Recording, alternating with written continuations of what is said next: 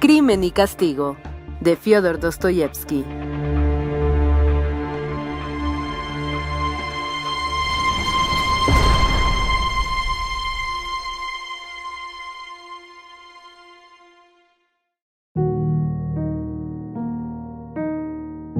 Estuvo hasta las 10 de la noche recorriendo tabernas y tugurios. Halló a Katy en uno de estos establecimientos.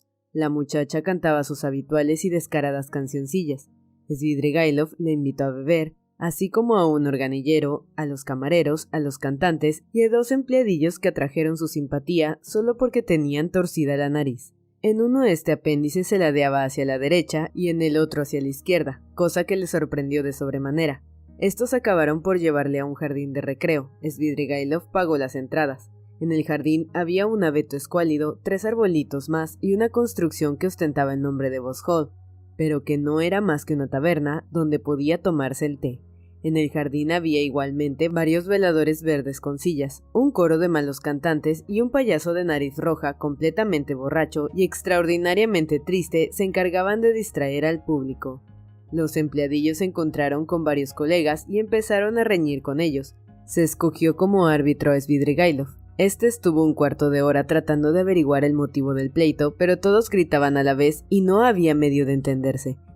Lo único que comprendió fue que uno de ellos había cometido un robo y vendido el objeto robado a un judío que había llegado oportuna y casualmente, hecho lo cual se negaba a repartirse con sus compañeros el producto de la operación. Al fin se descubrió que el objeto robado era una cucharilla de plata perteneciente al Vauxhall.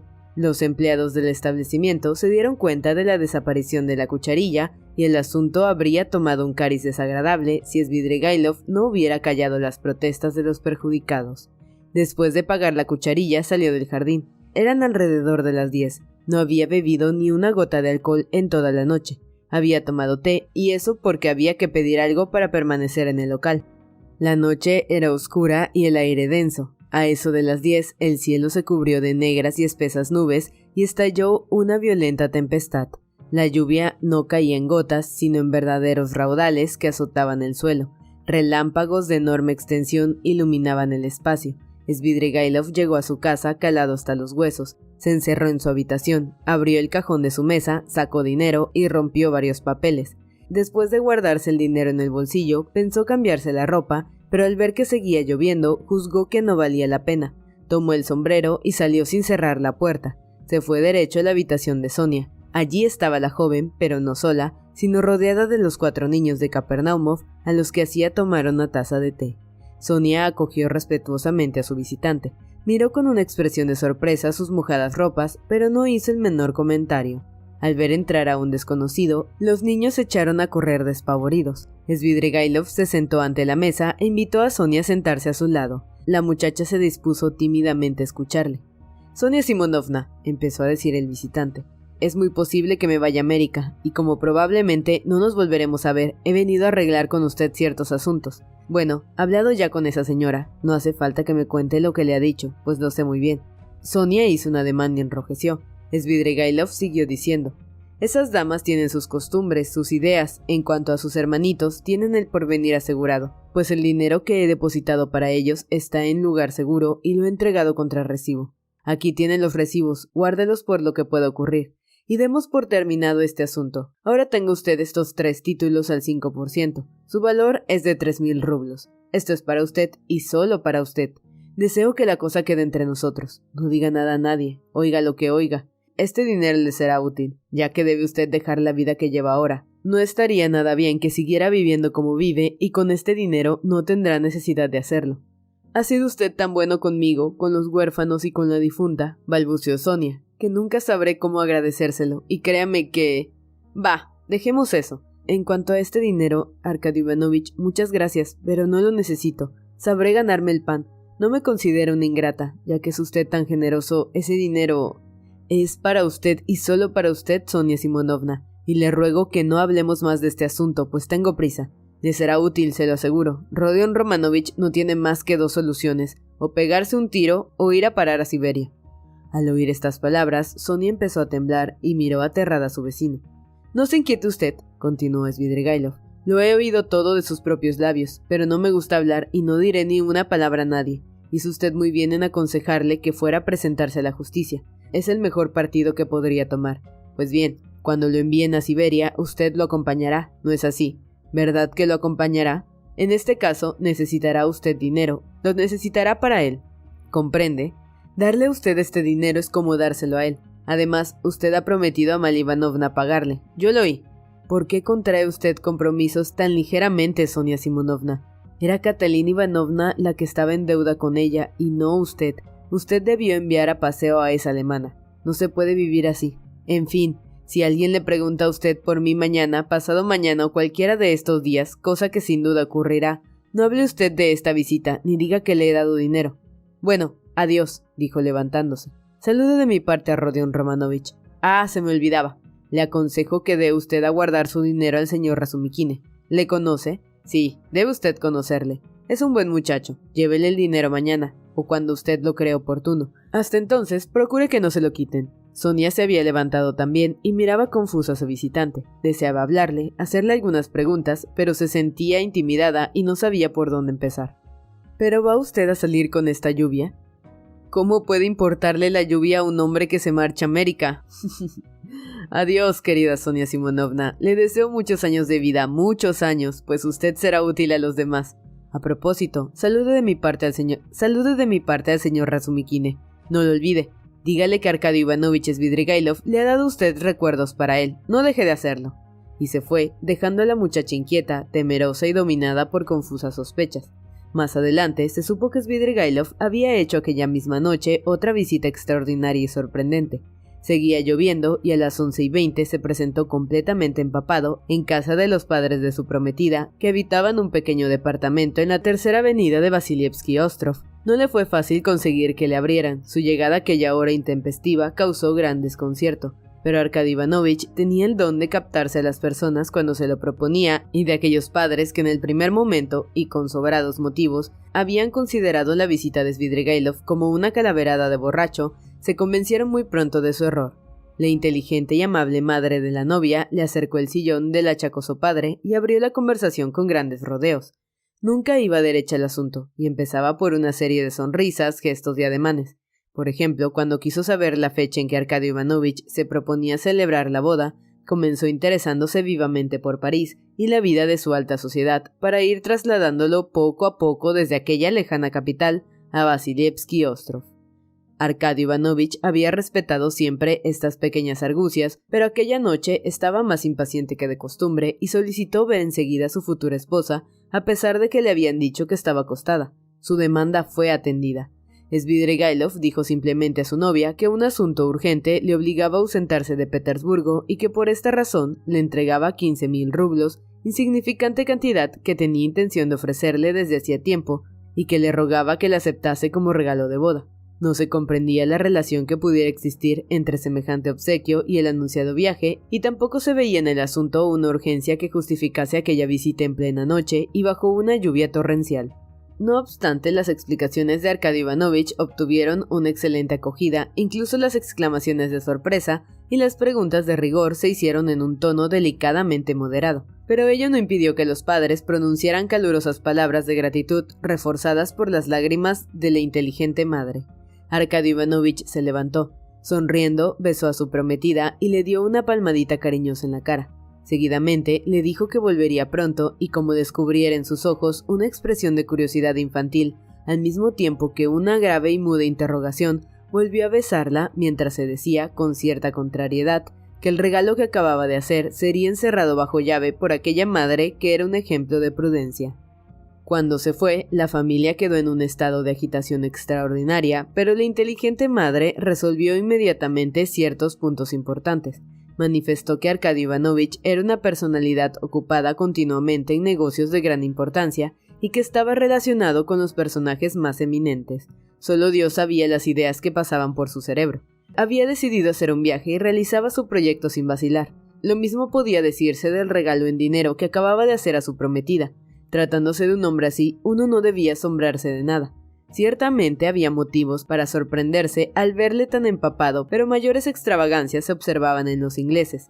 Además, a las personas del gran mundo no les importaban las murmuraciones, no se preocupaban por nada ni por nadie. Tal vez él se mostraba así adrede para demostrar lo indiferente que le era la opción ajena, para demostrar lo indiferente que le era la opinión ajena. Lo más importante era no decir ni una palabra a nadie, pues sabía Dios cómo terminaría aquel asunto. Había que guardar el dinero bajo llave sin pérdida de tiempo. Afortunadamente, nadie se había enterado de lo ocurrido. Sobre todo, habría que procurar mantener en la ignorancia a la trapacera señora Reslich. Los padres estuvieron hablando de estas cosas hasta las 2 de la madrugada, pero a esta hora la hija ya hacía tiempo que había vuelto a la cama, perpleja y un poco triste. Svidrigailov entró en la ciudad por la puerta. La lluvia había cesado, pero el viento soplaba con violencia. Se estremeció y se detuvo para contemplar con una atención extraña, vacilante, la oscura agua del pequeño Neva. Pero al cabo de un momento de permanecer inclinado sobre el barandal, sintió frío y echó a andar, internándose en una avenida. Durante cerca de media hora estuvo recorriendo esta inmensa vía como si buscase algo. Hacía poco, un día pasaba casualmente por allí. Había visto a la derecha una gran construcción de madera, un hotel llamado, si mal no recordaba, Andrinópolis. Al fin lo encontró. En verdad, era imposible no verlo en aquella oscuridad. Era un largo edificio iluminado todavía, a pesar de la hora, y en el que se percibían ciertos indicios de animación. Entró y pidió un aposento a un mozo andrajoso que encontró en el pasillo.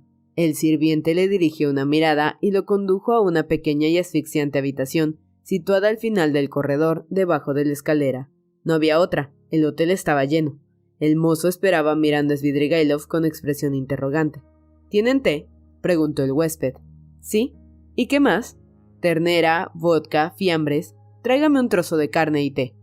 ¿Nada más?, preguntó el sirviente con cierto asombro. Nada más.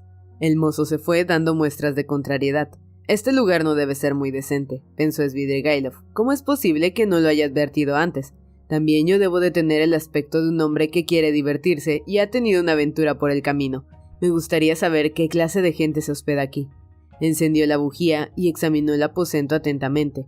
Era una verdadera jaula en la que habían abierto una ventana. Tan bajo tenía el techo que un hombre de la talla de Svidrigailov difícilmente podía estar de pie. Además de la sucia cama, había una mesa de madera blanca pintada y una silla, lo que bastaba para llenar la habitación. Las paredes parecían construidas con simples tablas y estaban revestidas de un papel tan sucio y lleno de polvo que era imposible decidir su color. La escalera cortaba el sesgo del techo y un trozo de pared, lo que daba a la pieza un aspecto de buhardilla. Svidrigailov depositó una bujía en la mesa, se sentó en la cama y empezó a reflexionar. Pero un murmullo de voces que subían de tono hasta convertirse en gritos y que procedían de la habitación inmediata acabó por atraer su atención. Aguzó el oído. Solo una persona hablaba, quejándose a otra con voz plañidera. Svidrigailov se levantó, puso la mano a modo de pantalla delante de la llama de la bujía y enseguida distinguió una grieta iluminada en el tabique. Se acercó y miró. La habitación era un poco mayor que la suya. En ella había 2 hombres. Uno de ellos estaba de pie en mangas de camisa, tenía el cabello revuelto, la cara enrojecida, las piernas abiertas y una actitud de orador. Se daba fuertes golpes en el pecho y sermoneaba a su compañero con voz patética, recordándole que lo había sacado del lodo, que podía abandonarlo nuevamente y que el Altísimo veía lo que ocurría aquí abajo. El amigo al que se dirigía tenía aspecto del hombre que quiere estornudar y no puede. De vez en cuando miraba estúpidamente al orador, cuyas palabras evidentemente no comprendía. Sobre la mesa había un cabo de vela que estaba en las últimas, una botella de vodka casi vacía, vasos de varios tamaños, pan, combros y tazas de té. Después de haber contemplado atentamente este cuadro, Svidrigailov dejó su puesto de observación y volvió a sentarse a la cama. Al traerle el té y la carne, el harapiento mozo no pudo menos de volverle a preguntar si quería alguna otra cosa. Pero de nuevo recibió una respuesta negativa y se retiró definitivamente. Svidrigailov se apresuró a tomarse un vaso de té para entrar en calor. Pero no pudo comer nada, empezaba a tener fiebre y esto le quitaba el apetito. Se despojó del abrigo y de la americana y se introdujo entre las ropas del lecho. Se sentía molesto. Quería estar bien en esta ocasión, pensó con una sonrisita irónica. La atmósfera era asfixiante, la bujía iluminaba débilmente la habitación, fuera rugía el viento. Llegaba de un rincón ruido de ratas, además un olor de cuero y de ratón llenaba la pieza. Svidrigailov fantaseaba tendido en su lecho. Las ideas se sucedían confusamente en su cerebro. Deseaba que su imaginación se detuviera sobre algo, pensó. Debe haber un jardín debajo de la ventana. Oigo el rumor del ramaje agitado por el viento. Cómo odio este rumor de follaje en las noches de tormenta. Es verdaderamente desagradable. Recordó que hacía un momento, al pasar por el Parque Petrovich, había experimentado la misma ingrata sensación. Luego pensó en el pequeño Neva y volvió a estremecerse como se había estremecido hacía un rato cuando se había asomado a mirar el agua. Nunca he podido ver el agua ni en pintura, y acto seguido le asaltaron otras extrañas ideas que le hicieron sonreír de nuevo. En estos momentos, todo eso de la comodidad y la estética debería tenerme sin cuidado. Sin embargo, estoy procediendo como el animal que lucha por conseguir un buen sitio.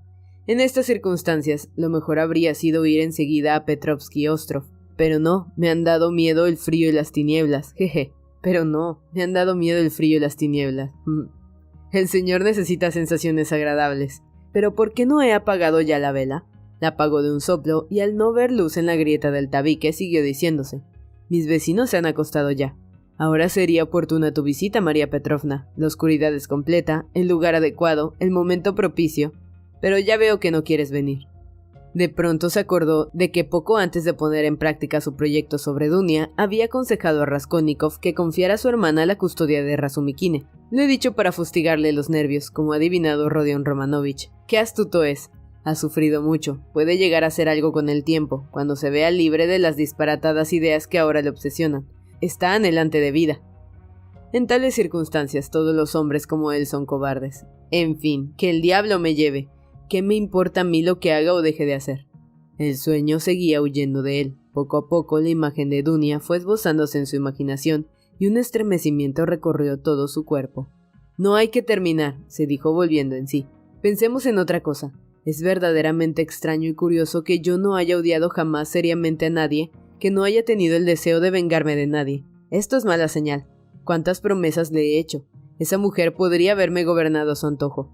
Se detuvo y apretó los dientes. La imagen de Dunechka surgió ante él como lo había visto en el momento de hacer el primer disparo.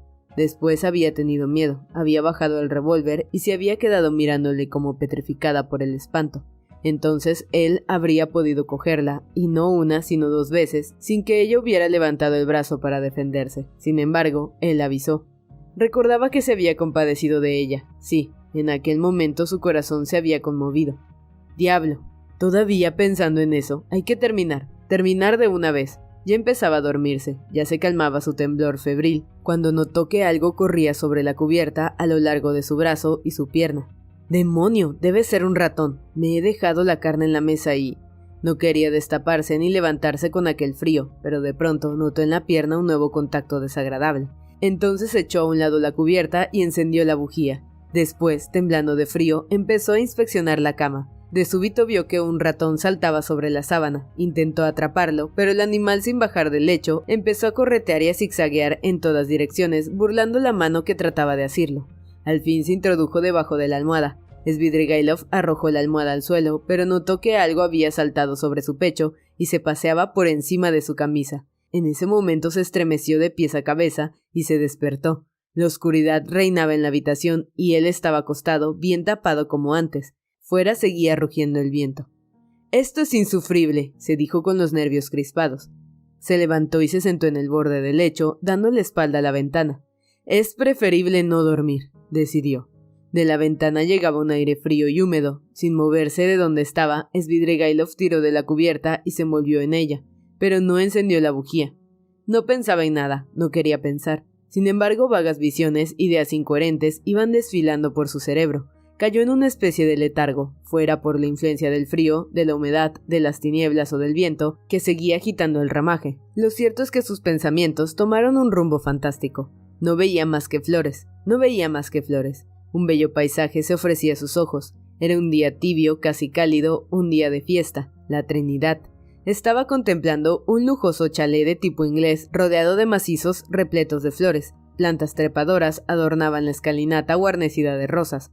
A ambos lados de las gradas de mármol, cubiertas por una rica alfombra, se veían jarrones chinescos repletos de flores raras. Las ventanas ostentaban la delicada blancura de los jacintos, que pendían de sus largos y verdes tallos sumergidos en floreros, y de ellos se desprendía un perfume embriagador.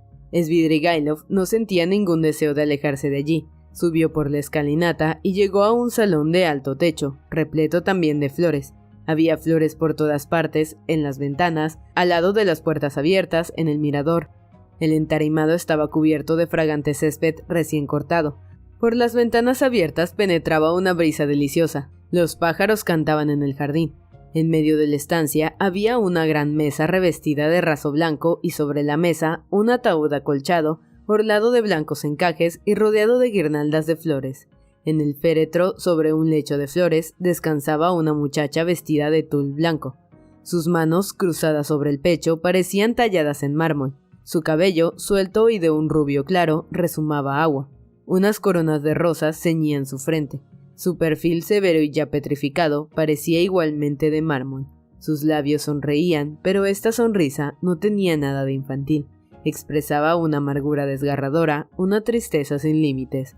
Svidrigailov conocía a aquella jovencita. Cerca del ataúd no había ninguna imagen, ningún cirio encendido, ni rumor alguno de rezos. Aquella muchacha era una suicida, se había arrojado al río. Solo tenía 14 años y había sufrido un ultraje que había destrozado su corazón, llenado de terror su conciencia infantil, colmado su alma de una vergüenza que no merecía y arrancado de su pecho un grito supremo de desesperación que el mugido del viento había ahogado en una noche de deshielo húmeda y tenebrosa. Svidrigailov se despertó, saltó de la cama y se fue hacia la ventana. Buscó a tientas la falleba y abrió. El viento entró en el cuartucho y Svidrigailov tuvo la sensación de que una helada escarcha cubría su rostro y su pecho, solo protegido por la camisa. Debajo de la ventana debía de haber en efecto una especie de jardín, probablemente un jardín de recreo. Durante el día se cantarían allí canciones ligeras y se serviría el té en veladoras, pero ahora los árboles y los arbustos goteaban, reinaba una oscuridad de caverna y las cosas eran manchas oscuras apenas perceptibles. Svidrigailov estuvo 5 minutos acudado en el antepecho de la ventana, mirando aquellas tinieblas. De pronto resonó un cañonazo en la noche, al que siguió otro inmediatamente. La señal de que se sube el agua, pensó. Dentro de unas horas, las partes bajas de la ciudad estarán inundadas. Las ratas de las cuevas serán arrastradas por la corriente y en medio del viento y la lluvia, los hombres calados hasta los huesos empezarán a transportar, entre juramentos, todos sus rastros a los pisos altos de las casas. A todo esto, ¿qué hora será? En el momento en que se hacía esta pregunta, en un reloj cercano sonaron 3 poderosas y apremiantes campanadas. Dentro de 1 hora será de día. ¿Para qué esperar más? Voy a marcharme ahora mismo. Me iré directamente a la isla Petrovsky. Allí elegiré un gran árbol tan empapado de lluvia que apenas lo roce con el hombro, miles de diminutas gotas caerán sobre mi cabeza. Se retiró de la ventana, la cerró, encendió la bujía, se vistió y salió al pasillo con la palmatoria en la mano. Se proponía despertar al mozo, que sin duda dormiría en un rincón, entre un montón de trastos viejos, pagar la cuenta y salir del hotel. He escogido el mejor momento, se dijo. Imposible encontrar otro más indicado. Estuvo un rato yendo y viniendo por el estrecho y largo corredor sin ver a nadie. Al fin descubrió en un rincón oscuro, entre un armario viejo y la puerta, una forma extraña que le pareció dotada de vida. Se inclinó y a la luz de la bujía vio a una niña de unos 4 años o 5 a lo sumo. Lloraba entre temblores y sus ropitas estaban empapadas. No se asustó al ver a Svidrigailov, sino que se limitó a mirarlo con una expresión de inconsciencia en sus grandes ojos negros, respirando profundamente de vez en cuando, como ocurre a los niños que después de haber llorado largamente, empiezan a consolarse y solo de tarde en tarde le acometen de nuevo los sollozos. La niña estaba helada y en su fina carita había una mortal palidez. ¿Por qué estaba allí? Por lo visto no había dormido en toda la noche. De pronto se animó y con su vocecita infantil y a una velocidad vertiginosa empezó a contar una historia en la que salía a relucir una taza que ella había roto y el temor de que su madre le pegara. La niña hablaba sin cesar. Svidrigailov dedujo que se trataba de una niña a la que su madre no quería demasiado. Esta debía ser una cocinera del barrio, tal vez del hotel mismo, aficionada a la bebida, que solía maltratar a la pobre criatura. La niña había roto una taza y había huido presa de terror. Sin duda había estado vagando largo rato por la calle, bajo la fuerte lluvia, y al fin había entrado en el hotel para refugiarse en aquel rincón junto al armario, donde había pasado la noche temblando de frío y de miedo ante la idea del duro castigo que le esperaba por su fechoría. La tomó en sus brazos, la llevó a su habitación, la puso en la cama y empezó a desnudarla. No llevaba medias y sus agujereados zapatos estaban tan empapados como si hubiera pasado una noche entera dentro del agua. Cuando le hubo quitado el vestido, la acostó y la tapó cuidadosamente con la ropa de la cama. La niña se durmió enseguida. Svidrigailov volvió a sus sombríos pensamientos. ¿Para qué me habré metido en esto?, se dijo con una sensación opresiva y un sentimiento de cólera. ¡Qué absurdo! Tomó la bujía para volver a buscar al mozo y marcharse cuanto antes. Es una golfilla, pensó añadiendo una palabrota en el momento de abrir la puerta, pero volvió atrás para ver si la niña dormía tranquilamente. Levantó el embozo con cuidado. La chiquilla estaba sumida en un plácido sueño. Había entrado en calor y sus pálidas mejillas se habían coloreado. Pero cosa extraña, el color de aquella carita era mucho más vivo que el que vemos en los niños ordinariamente. «Es el color de la fiebre», pensó Svidrigailov. Aquella niña tenía el aspecto de haberse bebido un vaso de vino entero. Sus purpúreos labios parecían arder. ¿Pero qué era aquello? De pronto le pareció que las negras y largas pestañas de la niña oscilaban y se levantaban ligeramente. Los entreabiertos párpados dejaron escapar una mirada penetrante, maliciosa y que no tenía nada de infantil. ¿Era que la niña fingía dormir? Sí, no cabía duda. Su boquita sonrió y las comisuras de sus labios temblaron en un deseo reprimido de reír. Y he aquí que de improviso deja de contenerse y se ríe francamente. Algo desvergonzado, provocativo, aparece en su rostro, que ya no es el rostro de una niña, es la expresión del vicio en la cara de una prostituta. Y los ojos se abren francamente, enteramente, y envuelven a Svidrigailov en una mirada ardiente y lasciva, de alegre invitación. La carita infantil tiene un algo repugnante con su expresión de lujuria. ¿Cómo es posible que a los 5 años piensa horrorizado? ¿Pero qué otra cosa puede ser?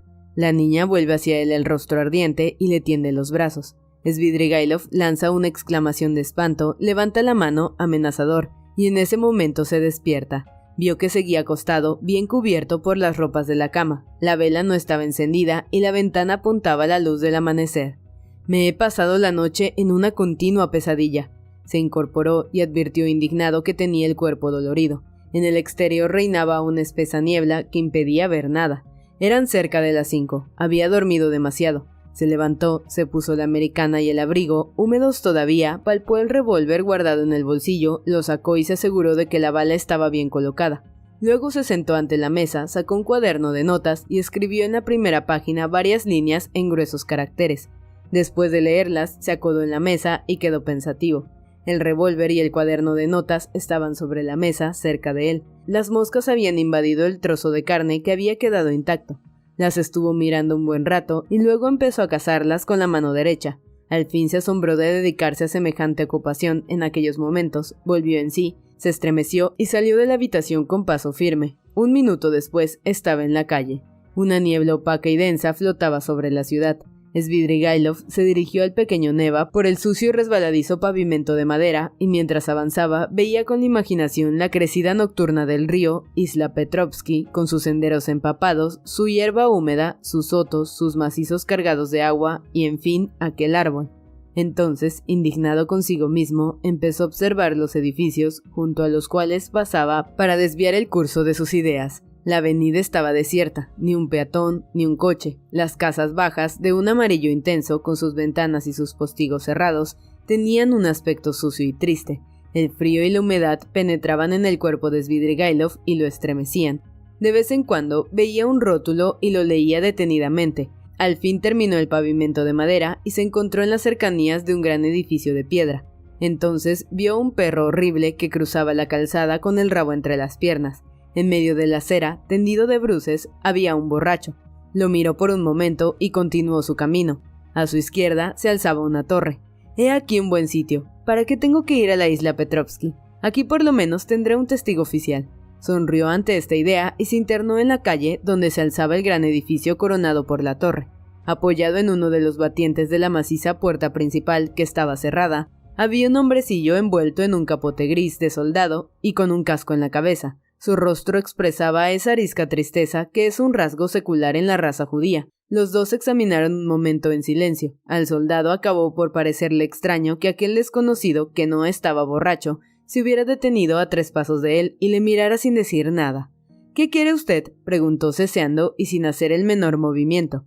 «Nada, amigo mío», respondió Svidrigailov. «Buenos días. Siga su camino». «¿Mi camino? Me voy al extranjero». «¿Al extranjero? América». «¿América?». Svidrigailov sacó el revólver del bolsillo y lo preparó para disparar. El soldado arqueó las cejas. «Oiga, aquí no quiero bromas», ceseó. «¿Por qué?» «Porque no es lugar a propósito». «El sitio es excelente, amigo mío. Si alguien te pregunta, tú le dices que me he marchado a América». Y apoyó el cañón del revólver en su sien derecha. ¡Eh! Exclamó el soldado, abriendo aún más los ojos y mirándole con una expresión de terror. «Ya le he dicho que este no es sitio para bromas». Svidrigailov oprimió el gatillo. «Ya le he dicho que no es sitio para bromas». Svidrigailov oprimió el gatillo.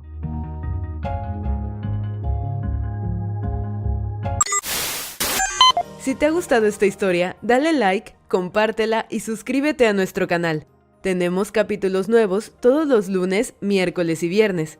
También nos puedes seguir en nuestras redes sociales, Facebook, Instagram y Twitter. Encontrarás los links en la caja de descripción, así como toda la información sobre el texto que acabas de escuchar. También puedes dejarnos en los comentarios recomendaciones de libros que deberíamos